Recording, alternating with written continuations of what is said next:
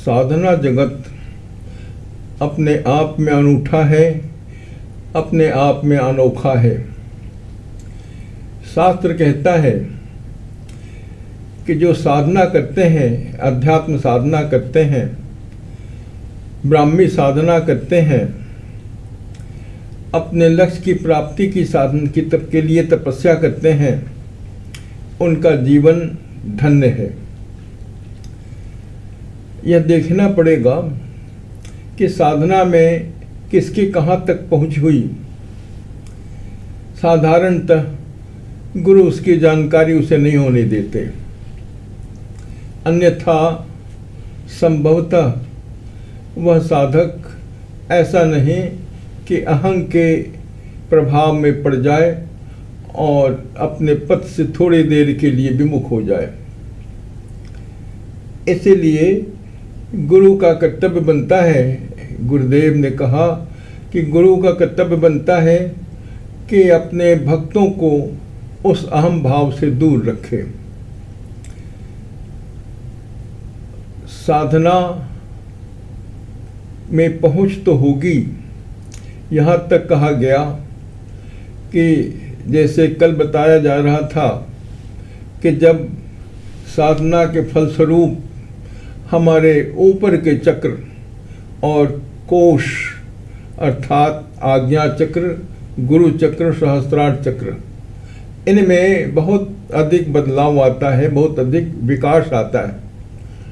फलस्वरूप वह साधक हो सकता है कि बहुत कुछ उसको जानकारी हो जाए। क्यों कि उसका मन अब आसानी से कारण मन, जिसको हम अनकॉन्शियस लेवल ऑफ माइंड बोलते हैं, वहाँ तक पहुँचने में सक्षम हो। ऐसा भी हो सकता है कि कभी कभी उसका मन वहाँ आप से आप पहुँच जाता हो और वो दुनिया के सारे ज्ञान का वह ज्ञाता बन सकता है। तो गुरुदेव ने यह कहा कि गुरु इस पर सावधान रहते हैं और देखते हैं कि कहीं ऐसा कोई भक्त अपने रास्ता से विचलित न हो जाए और कहीं साधना के पथ से अलग न हो जाए। इसीलिए उसकी रक्षा की जाती है। ये गुरु उनके लिए बहुत सावधान रहते हैं। एक छोटी सी घटना बताऊंगा। एक बार कलकत्ते में गुरुदेव ने एक भक्त से कहा, एक सन्यासी से कहा कि देखो, मेरा एक भक्त गाजीपुर एक जगह है यूपी भारत में, वहाँ पर जाओ, एक बहुत बड़ा भक्त है, उनसे उनका समाचार लेके आ जाना। और जब उन्होंने बुलाया उस साधक को, उस स्वामी जी को, उस दादा को, तो उन्होंने, बाबा ने सब कुछ बता दिया। कहाँ से ट्रेन पकड़ोगे, कहाँ तक ट्रेन से जाना है, फिर बस की यात्रा करनी पड़ेगी, हो सकता है कि थोड़ा पैदल भी चलना पड़े, हो सकता है कि और भी कुछ बाधाएं आवे।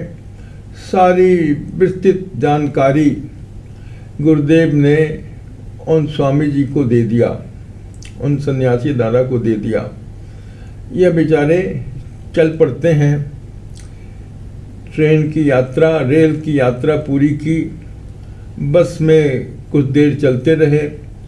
सुबह सुबह जब बस एक गांव के पास पहुंची तो उन्होंने पूछा कि एक गांव का नाम पूछा, कहा कि यह गांव यहाँ से कितनी दूर पर होगा। तो लोगों ने कहा कि यहाँ से ज़्यादा नहीं, 3-4 किलोमीटर चलना पड़ेगा। ये बेचारे घबराए, 3-4 किलोमीटर पैदल चलना पड़ेगा, लेकिन कोई रास्ता नहीं था, वो चलते गए।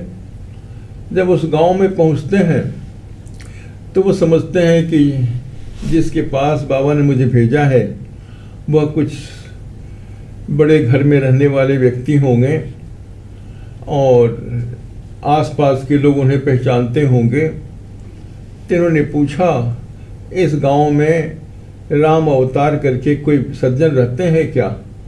गांव के लोगों ने कहा कि नहीं नहीं, इस गांव में राम अवतार तो कोई नहीं रहता है। तो कहते हैं नहीं नहीं, हमें जहाँ तक अंदाज है इसी गांव में कोई राम अवतार रहता है। तो कोई एक सज्जन दूर से सुन रहे थे, वे सज्जन इनके पास आते हैं और कहते हैं कि हाँ हाँ, राम अवतार तो एक आदमी है, लेकिन पता नहीं वो तो विक्षिप्त है और पता नहीं वो बाबा बाबा कुछ करता रहता है। तो इन्होंने सोचा कि बाबा जब कहता है तो देखें, उनसे पता करें कि कौन दूसरे राम अवतार और कौन हो सकते हैं। तो इशारे से उस सज्जन ने इनको बता दिया कि यही दरवाज़ा है, इसी के अंदर राम अवतार रहते हैं। इन्होंने दरवाजे पर दस्तक लगाई। राम अवतार बेचारा घर में अभी तैयार हो रहा था, तो कंधे पर एक छोटा सा गमछा, घुटने तक की धोती, खाली बदन राम अवतार उनके पास उपस्थित हो जाते हैं। दादाजी को देख करके उनके चरण स्पर्श करके प्रणाम करते हैं और कहते हैं कि दादा, इस गांव में आज तक कोई सन्यासी नहीं आए, कोई दादा नहीं आए, आप यहाँ कैसे पहुँच गए? तो बाहर उनके पास घर के अंदर इतनी जगह नहीं जहाँ किसी को वो बिठा पाएँ। एक पेड़ के नीचे खाट लगा दी, वहीं पर बैठ करके उनसे बातें करने लगे। तो कहते हैं कि बाबा ने मुझे सब कुछ बता दिया। राम अवतार कहते हैं, दादा यह कैसे हो सकता है? बाबा क्या मुझे जानते भी हैं क्या? तो उन्होंने कहा क्यों? बाबा ने तो सारी बात विस्तृत रूप से मुझे बताई है और तब तो मैं यहाँ पहुँच पाया। तो राम अवतार कहते हैं, दादा मेरी मुलाकात पूरे जीवन में 2 मिनट के लिए बाबा से हुई है। जब कहीं बाबा बनारस जा रहे थे अपनी गाड़ी में, मैं सड़क के किनारे खड़ा था और बाबा की जब गाड़ी वहाँ रुकी तो मेरे हाथ में कुछ सूखे फूल थे। मैं देने में संकोच किया तो और लोगों के हाथों में देखा मोटे मोटे माला, फूल, ये सब उनके पास है। उन्होंने बाबा को समर्पित किया। मैंने सोचा कि मैं तो इतनी दूर से पैदल आया, तो मेरे हाथ में जो फूल पड़े थे वे तो सूख गए। मुझे झिझक हुई, मैं बाबा के पास आगे बढ़ करके फूलों को नहीं दिया। जब उनकी गाड़ी बढ़ती है तो बाबा ने अचानक मेरी तरफ देख करके गाड़ी रुकवाई और मुझसे कहते हैं, अरे मेरे लिए तुम फूल लाए तो कहाँ लेके जा रहे हो वापस? और ऐसा लगा कि बाबा ने लगभग मेरे हाथों से फूल छीन ही लिया। मैं रोने लगा, कहा कि बाबा ये तो फूल सूख चुके हैं। तो बाबा ने उसे अपने हृदय में लगाया, फिर ऊपर प्रणाम जैसा किया और कहा, यह कितना सुंदर फूल है, इसे मैं पहचानता हूँ, तुम शायद इसे नहीं पहचान पाओ। बस इतनी मुलाकात बाबा से है और बाबा ने सारी बात आपको बता दी। तो कहते हैं, दादा मेरे पास भी इतनी व्यवस्था नहीं, आप इस पेड़ के छांव के नीचे खाट पर थोड़ा आराम करो। मैं तो साधारण मजदूर हूँ, लोगों के खेतों में काम करता हूँ, इसी से मेरा गुजारा होता है। दादा ने कहा कि हाँ हाँ आप जाओ। तो दादा के पास उन्होंने एक छोटे से बर्तन में पानी दिया, एक गुड़ का टुकड़ा दिया। दादा ने उसे गुड़ का टुकड़ा खाया, पानी पी करके उसी खाट पर आराम करने लगे। कोई 2-2.5 घंटे के बाद पूरे पसीने से भरा हुआ राम अवतार, पसीने में भींगा हुआ राम अवतार फिर उपस्थित होते हैं और कहते हैं, दादा दादा आपको बहुत कष्ट हुआ।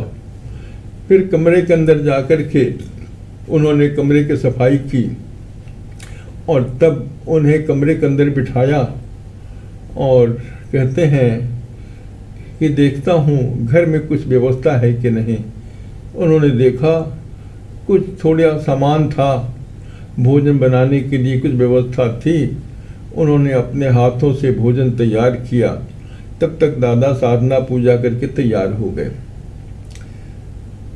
दोनों दोनों भक्तों ने इकट्ठे साथ भोजन किया और कहा कि दादा आप थोड़ा लेटें, मैं आपकी सेवा करता हूँ। और सेवा करता हुआ राम अवतार कहते हैं, दादा मेरी एक छोटी सी समस्या है। ये दादा पूछते हैं, क्या समस्या है आपकी? तो राम अवतार बताते हैं कि दादा आज कई महीने से मैं जब साधना करता हूँ तो थोड़ी देर के बाद मुझे अपना ज्ञान नहीं रहता। ऐसा लगता है कि मैं कहीं खो ही गया और मेरे सामने एक ज्योति पुंज उपस्थित होती है। मैं एक छोटा सा जुगनू बन जाता है और वह जुगनू उस ज्योति पुंज में समा जाती है। फिर मुझे कुछ मालूम नहीं होता मेरा क्या हो गया। तो वो दादा कहते हैं, राम अवतार जी ये तो बहुत बड़ी बात है। यह अवस्था तो मैंने कभी इस अवस्था को प्राप्त तो नहीं किया, इसका अनुभूति नहीं की, लेकिन बाबा के बताए हुए दर्शन के अनुसार यह कह सकता हूँ यह तो निर्विकल्प समाधि की अवस्था है। तो कहते हैं पता नहीं निर्विकल्प समाधि क्या होती है, उन्हें पता भी नहीं। ऐसे कभी नाम सुना क्या? नाम तो नहीं सुना। जिस व्यक्ति को निर्विकल्प समाधि की प्राप्ति है वह बेचारा निर्विकल्प समाधि किसे कहते हैं उनकी जानकारी भी नहीं। तो दादा कहते हैं, राम अवतार जी आप सचमुच बहुत पहुँचे हुए साधक हैं। तो कहते हैं पता नहीं पहुँचे हुए साधक का भी क्या मतलब होता है राम अवतार, ना कोई सरल व्यक्ति, उन्हें कुछ ज्ञान नहीं। तो शाम को पुनः दोनों साधना में बैठते हैं। साधना में करीब घंटे के भर के बाद दादा उठ करके टहलने लगते हैं। राम अवतार अभी साधना में वैसे ही बैठे हैं। फिर जब उनका ध्यान टूटता है तो कहते हैं कि दादा आज तो बहुत अच्छा लगा और इतना अच्छा कभी नहीं लगा था। आज वही घटना घटी कि मेरे ऐसा लगा कि ज्योतिपुंज तो थोड़ा उसका आकार कुछ बड़ा ही था और मेरा मैंपन जुगनू में परिवर्तित हो जाता है और वह जुगनू उसी ज्योतिपुंज में समा जाती। तो कहते हैं कि राम अवतार जी ये तो बहुत बड़ी बात है। तो ये दादा कहते हैं कि मैं बाबा से पूछूंगा, उन्हें आपके बारे में बताऊंगा। तो कहते हैं कि आपकी बड़ी कृपा होगी। दोनों फिर अपना भोजन करके दोनों ने विश्राम किया, सोने चले गए। राम अवतार रात में थोड़ा जगता है तो देखता है बेचारे दादा तो बहुत थके हुए हैं। फिर उनकी सेवा करता है और सुबह सुबह जब उठता है तो दादा कहते हैं, राम अवतार जी आपने यह क्या किया? नहीं नहीं, मेरा यह तो कर्तव्य बनता है कि जो हमारे अतिथि आए हैं उनकी सेवा करूं, ये तो मेरा कर्तव्य बनता है। तो सुबह सुबह वो दादा बोलते हैं कि अब तो काम हो गया, आपसे मुलाकात भी हो गई, अब मुझे जाने की इजाज़त दीजिए। राम अवतार दुखित होते हैं कि दादा थोड़े दिन तो और रुक जाओ। तो कहते हैं नहीं नहीं, मुझे जाने दो। राम अवतार ने कुछ भोजन की व्यवस्था की और उनके साथ गांव के सिमाने तक उन्हें छोड़ने गए। नम आँखों से राम अवतार दादा की विदाई देते हैं। दादा पुनः उसी प्रकार थोड़ा समय पैदल चल के फिर बस में ट्रेन की यात्रा करके कलकत्ते पहुंचते हैं। जब कलकत्ते पहुंचते हैं तो बाबा ने बुलाया और उनसे पूछा, हाँ ये बताओ राम अवतार के दर्शन कराए? दादा समझे नहीं। दादा ने पुनः कहा, बाबा मैं मिल करके आ गया। फिर तो और उनका समाचार बताओ। समाचार बताने लगे। बाबा बहुत प्रसन्न होते हैं, कहते हैं कि राम अवतार तो बहुत पहुंचा हुआ साधक है। फिर उन्होंने कहा उनके दर्शन कराए। तो फिर दादा इस इशारे को समझते नहीं हैं, तो कहते हैं हाँ बाबा मैं मिल के आ गया। तब बाबा कहते हैं तुमने उनके चरण स्पर्श किए क्या? ये सोच रहे थे कि मैं एक सन्यासी दादा हूँ, वह एक साधारण किसान है, मैं उसका चरण स्पर्श कैसे कर सकता था? तो बाबा कहते हैं तुम चूक गए, तुम चूक गए, तुम चूक गए। 3 बार बाबा ने दोहराया। तो और समाचार लेने के बाद बाबा ने कहा देखो, अगर तुम चाहो और अगर परम पुरुष की इच्छा हो तो तुम एक बार जा कर के उनका चरण स्पर्श करके उनका दर्शन करके आ जाते। ये दादा तो पहले ही उन्होंने सोचा कि कितने स्कूलों में तो वहाँ पहुँचा था, पता नहीं उससे और कठिन रास्ता तय करके मुझे उनके पास जाना पड़ेगा। तो उन्होंने कहा कि बाबा मैं तैयार हो जाऊंगा। 2-3 दिनों के बाद वो फिर बाबा के पास आते हैं, कहते हैं बाबा मैं तैयार हूँ वहाँ जाने के लिए। फिर बाबा ने दोहराया तुम चूक गए, तुम चूक गए, तुम चूक गए। और भी 2-3 दादा वहाँ बैठे हुए थे, मैं भी वहाँ बैठा हुआ था। मैंने समझा नहीं कि बाबा ने इसको फिर दोहराया क्यों कि तुम चूक गए। तो बाबा कहते हैं देखो जी ऐसा ही होता है, तुम तो उनसे बिछुड़ करके और सिमाने तक तुम्हें राम अवतार छोड़ने आए, नम आँखों से तुम्हारी विदाई दी, तुम वहाँ से चल पड़े। राम अवतार थोड़ा दुखित हुआ कि दादा तो इतने दिनों के बाद कोई दूसरा दादा तो आया नहीं था, ये आए भी तो इतने कम समय के लिए आए और चले गए। तो राम अवतार फिर साधना में बैठ जाते हैं और बड़ी लंबी साधना करते हैं। तो बाबा कहते हैं फिर वही घटना घटती है। राम अवतार जब साधना में बैठते हैं तो कुछ समय के बाद फिर ज्योति पुंज उपस्थित होती है और राम अवतार का मैपन, राम अवतार का छोटा सा जुगनू उसी ब्रह्म ज्योति में सदा सदा के लिए मिल जाती है। राम अवतार तो अब रहे नहीं, तुम जाकर के किनसे मिलोगे? फिर बाबा कहते हैं तुम चूक गए, तुम चूक गए, तुम चूक गए। तो बाबा ने यह कहा कि देखो, साधना के लिए कोई बहुत बड़ी आवश्यकता नहीं होती।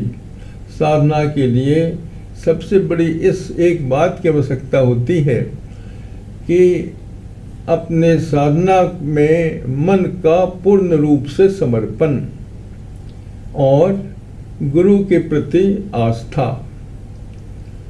परम पुरुष के प्रति समर्पण की भावना, ये अगर उनके पास, साधक के पास हो तो कोई कारण नहीं कि उससे समाधि की अवस्था प्राप्त न हो। फिर बाबा ने कहा कि साधना कोई ऐसी चीज नहीं जो थोड़े समय में कोई प्राप्त कर सकता हो। राम अवतार न जाने कितने जन्मों से वह साधना में लगा था, जिसके फलस्वरूप उसे महासंभूति के रूप में गुरु मिले और एक छोटे से दर्शन के बाद राम अवतार का सारा सब कुछ बदल गया और वह राम अवतार आज एक बहुत बड़ा पहुंचा हुआ साधक है। साधक क्या, मैं बाबा तो कहते हैं कि मैं तो ये कहूँगा कि वह तो हमेशा हमेशा के लिए अमर है।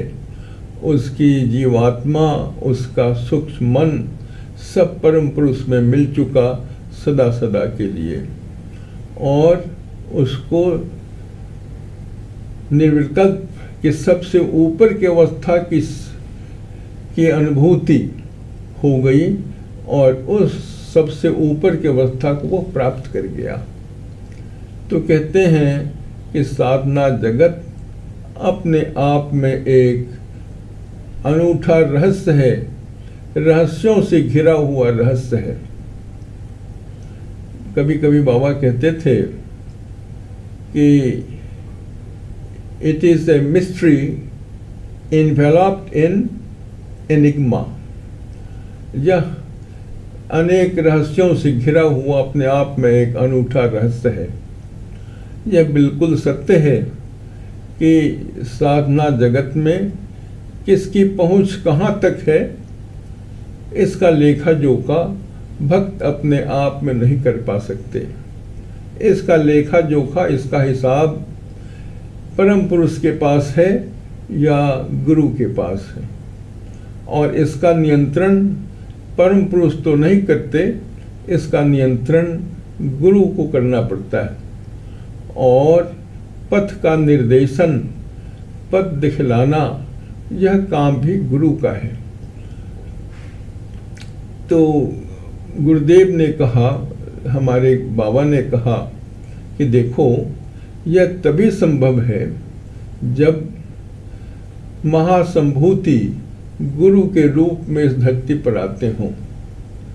साधारण गुरु तो अपने भक्तों के लिए थोड़ा कुछ कर सकते हैं, बहुत कुछ नहीं कर सकते। क्यों कि समाधि देना, समाधि की अवस्था को प्राप्त करवाना, यह दूसरे गुरु के लिए संभव नहीं है। इसलिए संभव नहीं है कि जो महासंभूति हैं वे ही तो नियंत्रक हैं सारी संप्राप्ति की। भक्त जब जो कुछ भी करता है अपने इच्छा से नहीं करता, उन्हें प्रेरणा मिलती है गुरु की कृपा से, और उस प्रेरणा के फलस्वरूप वह आगे बढ़ता है। उसके लिए दूसरा कोई रास्ता नहीं। तो इसलिए साधना जगत में गुरु की भूमिका सबसे अहम है। सबसे अहम गुरु की भूमिका। तो बाबा यह कहते हैं कि शिष्य भी ऐसे होने चाहिए, भक्त भी ऐसे होने चाहिए जिनकी आस्था गुरु के प्रति हो और समर्पण की भावना हो। तब उस अवस्था में ही गुरु की कृपा से और परम पुरुष की विशेष कृपा से भक्त अपने लक्ष्य तक पहुंच पाता है। तो यह कहा गया कि, लेकिन बाबा ने एक और बात कही। बाबा ने यह कहा कि ऐसा नहीं समझो कि कोई साधक बहुत पीछे है, कोई साधक बहुत आगे है। हो सकता है जिस भक्त को कोई देख रहा है कि ये बिल्कुल धीमी गति से चल रहा है और पता नहीं इसकी पहुंच कहाँ तक है, तो ऐसा नहीं, उसकी जानकारी गुरुदेव दूसरे को नहीं होने देते। लेकिन एक और बात है, उन्होंने यह कहा कि जो साधक जिसे पूर्ण रूप से अगर मोक्ष की प्राप्ति हो जाएगी, ऐसी अवस्था में पहुंच गया, अर्थात जिसे निर्विकल्प समाधि की अवस्था की प्राप्ति हो चुकी, उसे इसका ज्ञान हो जाता है। भले वह इसके अभिव्यक्ति न कर पाए, लेकिन उसे गुप्त रूप से ही सही इसका ज्ञान हो जाता है, और वह समझने लगता है कि मैं तो अब उस परम पुरुष को प्राप्त हो गया। उस अवस्था में गुरुदेव ने एक बात कही कि भक्त को थोड़ा सावधान होना चाहिए। ऐसा नहीं कि यह समझने लगे कि मुझे, मेरे पास बहुत बड़ी कुछ पहुंच हो गई, मैं बहुत कुछ हो गया, ऐसा उसे समझना नहीं चाहिए। ऐसा समझने से परम पुरुष उस पर प्रसन्न नहीं होंगे, तो इसके लिए सबसे बड़ी बात है कि उन्हें यह सोचना चाहिए कि जो कुछ भी मेरी संप्राप्ति है, जो कुछ मैंने पाया, यह मेरी अपनी चीज़ नहीं, यह मेरी अपनी कमाई नहीं, मेरी अपनी पहुँच नहीं, यह है गुरु की विशेष कृपा। अगर इस भाव से वो आगे बढ़ता रहे, तब उसके जीवन में किसी प्रकार की क्षति, किसी प्रकार की हानि होने की संभावना नहीं रहती। तो बाबा ने यह कहा कि देखो, हर भक्त उस अवस्था को प्राप्त करे, यह मैं चाहूँगा। और ऐसा नहीं कि किसी की पहुँच थोड़ी कम है तो वह उस अवस्था को प्राप्त नहीं करेगा। उन्होंने यह बताया कि देखो, जैसे एक छोटा बच्चा अपने गुल्लक में जो कुछ भी उसे मिलता है अपने गुल्लक में इकट्ठा करता जाता है, यह उसकी अपनी कमाई है। लेकिन अगर वह बाजार जाएगा और पिता के साथ वह कहता है कि पिता मेरे लिए यह खिलौने खरीद दो, तो क्या पिता यह कहेगा कि तुम्हारे पास जितने पैसे हैं उतने ही मैं खिलौना खरीदूंगा? अपनी तरफ से भी वो पिता लगा देता है। इसी प्रकार से कहते हैं बाबा कि तुम थोड़ी थोड़ी कमाई करके इकट्ठा करके उसे अपने गुल्लक में इकट्ठा करते रहो। जब समय आएगा, जो कमी रहेगी वह गुरु अपनी तरफ से उसको उस गुल्लक में डाल देंगे और वह गुल्लक भर जाएगा और तुम्हारा काम पूरा हो जाएगा। तो कहते हैं, इसी को तो कहते हैं गुरु की विशेष अहेतुकी कृपा। तो हर साधक उस अहेतु की कृपा का पात्र है। थोड़ी एक ही बात का ध्यान रखना पड़ता है भक्त को कि वो उस गुरु के प्रति उनकी पूर्ण रूप से आस्था होनी चाहिए, परम पुरुष के प्रति समर्पण की भावना होनी चाहिए। और ये दो चीज़ें अगर उसके पास हैं, तो अगर अपनी थोड़ी भी पहुँच हो, थोड़ी भी अंदर की इच्छा बहुत तीव्र हो जाए, तो कोई कारण नहीं कि गुरु उस पर कृपा न करें।